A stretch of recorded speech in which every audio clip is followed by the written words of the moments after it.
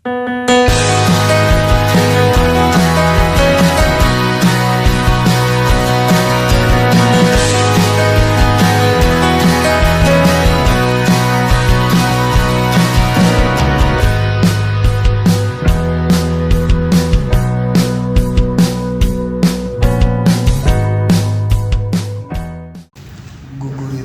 teh puisi Sunda heubeul buhun anu nganggo aturan pupuh.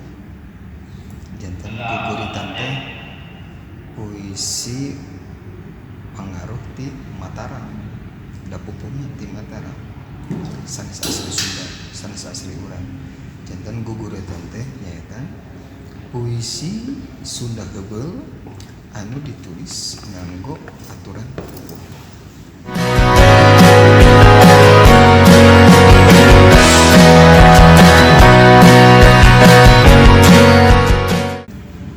Sakali deui guguritan teh sanes asli banda urang Sunda, tapi pangaruh ti Mataram nalika masyarakat Sunda kasumpingan ku Mataram dina abad ke-17.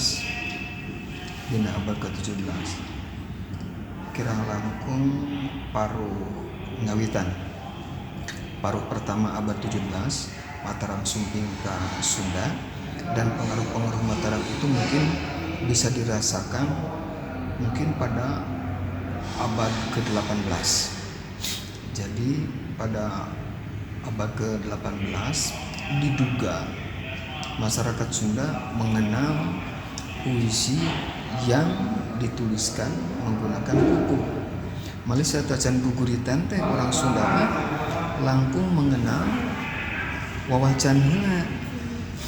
Ari wawacan teh nyaeta puisi oge anu nganggo aturan pupuh, nanging wawacan mah bercerita, aya berupa cerita. Ari guguritan mah mung saukur ekspresi nu ngaranna. Ari wawacan mah aya cerita, janten aya tokoh dan penokohan, aya setting, aya konflik, aya setting, tema amanat, sapertos unsur-unsur nu aya dina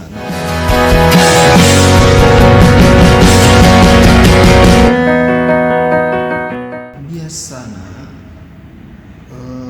kampung-kampung mah diserat teh dina media massa, dina majalah atanapi surat kabar. Dina tahun 1812-an oge tahun 1920-an eta tos biasa deui dina surat kabar boh anu berbahasa Sunda, boh anu berbahasa Indonesia itu sok aya dimuat guguritan, kengging panyajak atanapi pengarang Sunda anu produktif diantawisna tangtos bae kapungkur mah Sacadi Brata, Kapalidituna mungkin Aceh Majid, Kapalidiana Emma Salmon, Kapalidina deui Wahyu Wisana mun tangtos publikasi perkawis guguritan itu dina surat kabar anu terbit dina tahun bebelasan 1811 bikin ka tahun 1818 tahun 20-an oge. Aya malih dina dunia sastra mah diduga produktivitas ngadamel guguritan itu terjadi pada tahun 1920-an. Pengarang-pengarang banyak menuliskan guguritan sebagai media ekspresi. Da kapungkur media ekspresi teh upami teu prosa ya puisi, dan puisi di Sunda mah itu diwakilan ku guguritan. Datacan aya sajak kapungkur mah, sajak mah lahir, sajak Sunda mah itu lahir beh dieu saparantosna kemerdekaan.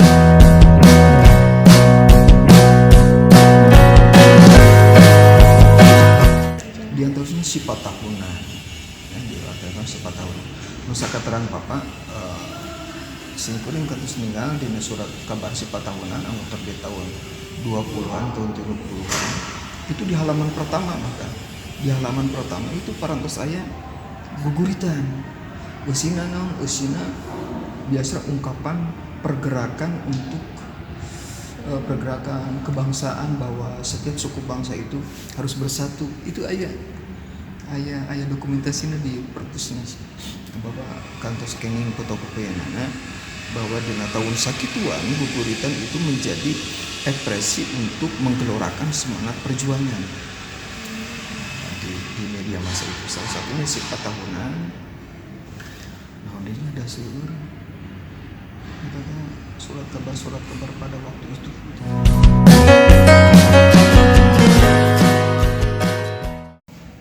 Kumargi guguritan dalam tanda petik seperti kerajinan seorang Bayu Gosiki, dalam arti itu diatur ku aturan-aturan yang berlaku dalam aturan pokok. Aya guru lagu, aya guru wilangan, sareng guru gatra. Nah, rata-rata penyair Sunda itu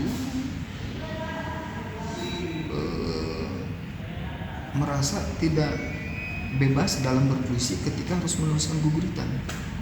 Karena itu para penyair Sunda menghindari ketidakbebasan itu dalam tanda petik. Jadi mereka lebih memilih sajak. Jadi dalam sastra Sunda itu penulis guguritan itu jauh lebih sedikit ketimbang penulis puisi bebas atau sajak. Karena apa? Karena dalam menuliskan guguritan itu harus tunduk terhadap aturan-aturan itu. Dan aturan-aturan itu kalau diaplikasikan, ternyata ketika kita menuliskan guguritan kita itu harus ikut nembang. Pemana badai ada mungkin nanti.